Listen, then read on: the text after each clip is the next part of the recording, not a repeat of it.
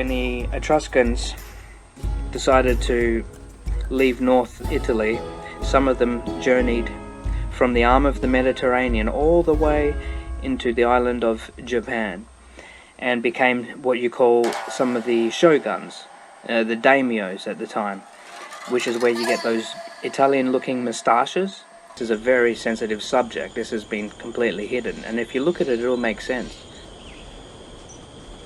Okay, this is not just my own opinion. This is known, and it's been covered up. Okay, it's been covered up by the Northern Court, which is the communist military dictatorship court. The true court is the Southern Court, which is a holistic court, which was during the time of Enlightenment, and it was practiced.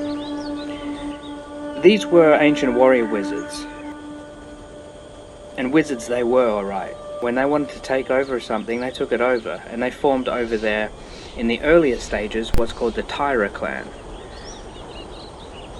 Taira, the word coming from Tira or Tyrannus. Then you have the more uncomplimentary words which develop, such as tyranny, tyrant, and things like that. But that's not so. That's just because obviously some people, they get jealous, and they were looking to expand enlightenment, if anything, to make things better, but not all of them were perfect. And brings us to Lord Tokugawa Ieyasu. So Tokugawa was named Ieyasu, like Iyasuwa, Jesus, which is another giveaway. The name Iyasuwa is of Jesus, and I know this upsets people, but there is only one man in history with the name Jesus, and that was Ieyasu Tokugawa. And he did go on to unify the whole country of Japan, but under military dictatorship. And he taught Japan a lesson that they would never forget, regardless of whether he was good or bad. That's not the argument here. I didn't like the guy too much, but he was very smart. And that lesson that he taught everybody was to remember who they are and to keep Japan Japanese. And it's something you still see today. It was so ingrained within them, within the Edo period. Everything was so strict.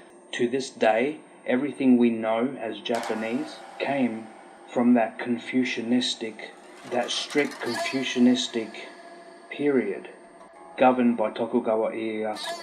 And if he hadn't done that, if Ieyasu hadn't done that, Japan may have very well lost some of those beautiful parts of their traditional culture. And we have to be thankful that they learnt that lesson. This has been hidden from you.